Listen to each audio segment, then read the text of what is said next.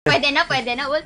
Pwede. Pero going Pwede. back tayo dito sa ating game, no, a lot of people having a three-man composition here onto the middle side of our lanes. Tamang pokes and harass their na in-exchange nila dito. But of course, the priority is going to be the resources na they can take right here. So looking at this right now, Carl TZ is opting for the purple buff here, but it's not really going. It's going to be at least reset by the Signal Ultra Warriors here, trying to deny that buff. Pero tingnan mo dito sa baba, they're really inflicting some damage to Flap TZ here onto the bottom side. But it's not going to happen. There's not a lot of action happening on our side lanes here, because basically both of our teams are really needs to get their economies right first before engaging into team fights. Pero muntika na si Carl TC doon. But you know what? The first one is going to connect here with Forza getting that first kill, really taking off Imba DJ off the bat right now. And hindi pa sila matatapos. Benedetta here will be having the avenge as he will be taking down one, pero bababa ang kanyang health, and the company of BREN EPRO will be having that trade. Well, actually surprised na si Rhea pala ay nag-start sa mid. I think he's kind of a little bit of a utility role ngayon. Yung back siya yata yung side lane for Signal Ultra Wars. It might be the one that I'm mistaken with, but yeah, it is. So ang nakikita natin ngayon, guys, it's Tujin on the side lane back siya. Rhea on the... So wala si Ben Sanity pala sa laban na ito. Oh!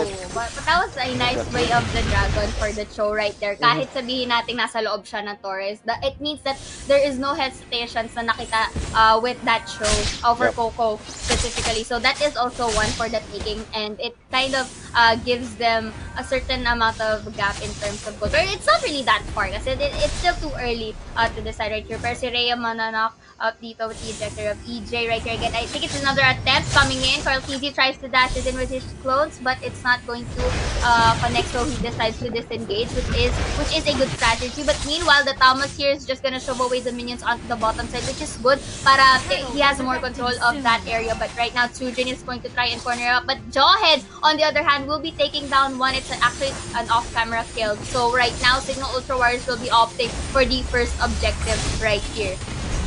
With a turtle tailed by the Habit.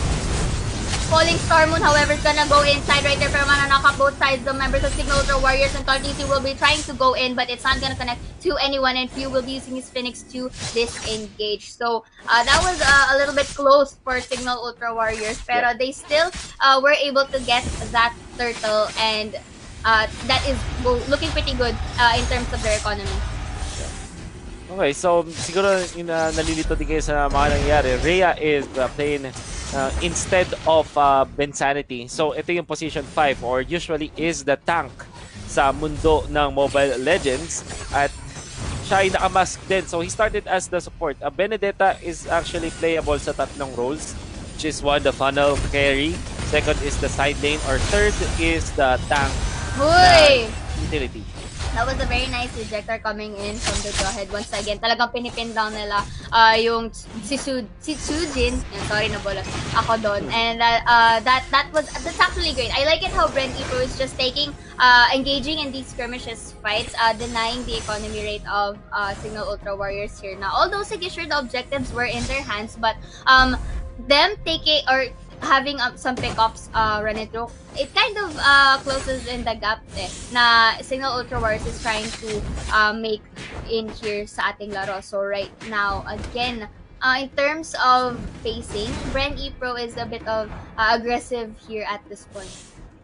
We know na pwede nilang ubusin yung mapa ng Signal Ultra Warriors by being aggressive. Ang sabihin ng ubusin ng mapa, it's just that they will control more parts of the map, which in turn will elevate yung kanilang pagpa-farm. Tingnan natin kung paano nga ba magre-react dito ang Signal Ultra Warriors, kasi yung kanilang depensa hindi rin ganun kataas. They don't have the best wave here. Unlike BREN EPRO na merong Farsta.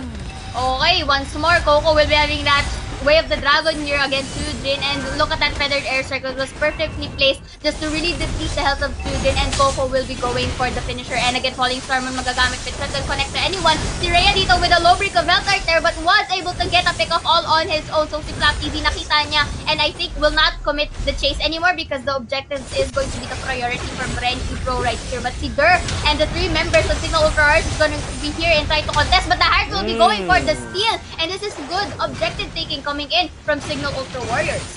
Oh, what a nice recovery from Signal Ultra Warriors para makabalik nga naman talaga sila sa ating laban. Nice retribution play coming out from Janus. What they did was, binugaw muna nila yung Hayabusa ng BREN EPRO, which is the retribution carrier for the side of BREN EPRO. That meant na nagkaroon sila ng better chance on taking that turtle with the retribution last hit.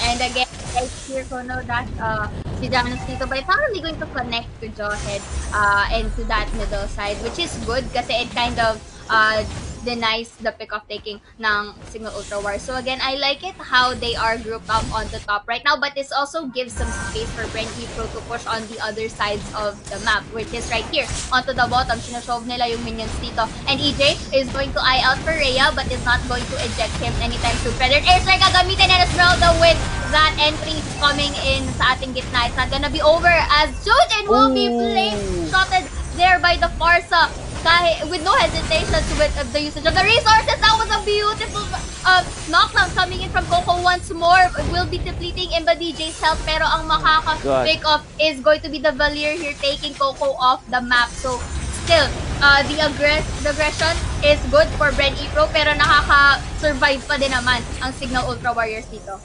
Man, I would want to say, Imba DJ actually played that well. Ginamit niya yung kanyang ultimate, which is a little bit of, parang pantanggal siya kasi din ng stuns para yung ejector ay hindi matuloy. Tapos ginamit niya yung tulak, Searing Torrent, para mapunish din si Coco. So, Imba DJ really is scary with this hero. Nakikita na natin kung bakit nga naman priority ng Signal Ultra Warriors ang Valier at kung bakit nire-respeto ng mga teams yung Valier ni Imba DJ. And you know, I like it how Benedetta is really used very efficiently right here sa ating first game, no? I mean, usually you'd see that it's not really gonna pop off, but you know what? It's in the hands of Signal Ultra Warriors this time for the early game na, and EJ is forced to actually back away, pero si Rhea dito really going aggressive there, but with all that fiasco, Few and Flap Easy was actually taken off the board. Uy, di pa sila tapos. Dito, kita mo yun? Uy. God. Nice control. Yeah. Basically coming in from Imba DJ right there with all of his kits coming in. Si Rhea dito hindi na nag-hesitate pumasok, and he's just gonna use himself as bait, and the others will be going for the free hit. Harris will be taking one, and the Hayabusa will be having that trade. And unfortunately though, the Harriet is going to take the Esmeralda for that double kill, pinned down by 3 members of Signal Ultra Warriors, and it's amazing kasi they were able to stabilize themselves right here at ma-fortify nila yung composition nila dito. Additionally, nakakuha pa sila ng magandang push around the map. They are up with 1 turret. So 3 turrets down for the side of BREN EPRO. 2 pa lang sa Signal Ultra Warriors, which meant na Signal Ultra Warriors really are getting ahead slowly and surely when it comes to the gold. Pero may setup dito, may top lane na naman. Okay, this is a similar scenario from the first minutes ng ating laro. Talagang pinipin down nila si Sujin dito. It's understandable since they really don't want for Sujin to go online. Pero look at this! Counterplay coming in from the Harriet right here, utilizing the numbers in their hands. Basically, nagpa-bait lang dito si Baksha right here with him having that very low amount of health para they will be going onto the chase. Man, BREN EPRO are surprisingly losing the skirmishes against Signal Ultra Warriors, and Cartesi just laying with Signal Ultra Warriors. Tingnan natin, mukhang i-go nila si EJ, or maybe not. Signal Ultra Warriors are really doing a great job punishing BREN EPRO. Parang kabaliktaran yung nangyayari. We know as BREN EPRO sa team na rarely magkamali ng calculations nila when it comes to taking down their opponents. Katulad nung kay Sujin, sa may top lane, but Signal Ultra Warriors ngayon, yung parang sila naman yung mas kalkulado ang galaw. So, sa BREN EPRO. I think at this point, nakikita nga natin since that similar scenario is nangyari na for the third time. I think they're a bit committed talaga doon in taking down Sujin. Not really realizing na meron pa into the other sides of the map. But speaking of this, the Lord is going to be out by both of our teams. Imba DJ with that low break of health, easy again for the entry, taking them down off the board. So again, this is good opportunity now for BREN EPRO to take the Lord. But I gusto nila na mawala muna at least 2 o 3 members ng Signal Ultra Warriors bago sila mag-Lord take. And which is looking pretty good kasi the Feathered Airstrike basically is showing them away into the Lord area para nga makuha ni Esmeralda at ni Carl Tizzy dito ang Lord and the Objective 6. So, they're trying to compensate the losses that they had with the objectives, at the same time the economy. Kasi the more that they have the map control right here, it just means that they have a lot of space to work with. I'm actually surprised how BREN EPRO did it. Ganyan, binibigyan tayo ng lesson ng BREN EPRO kung paano mag-take ng Lord.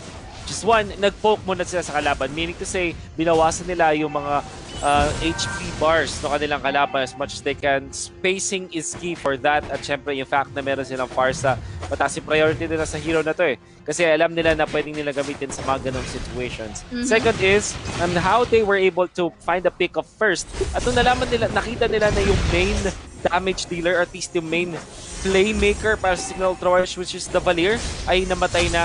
Doon nila ginawa yung Lord at uncontested, technically speaking, dahil sa mga micro-movements ng BREN EPRO. Yeah, and the fact that the BREN EPRO was able to really switch it ng ganun kabilis. Kasi usually, you would see that it takes in a very slow pace before going back and turning the tables around. But BREN EPRO doing that by just taking the Lord is really commendable for them. But right now, look at here.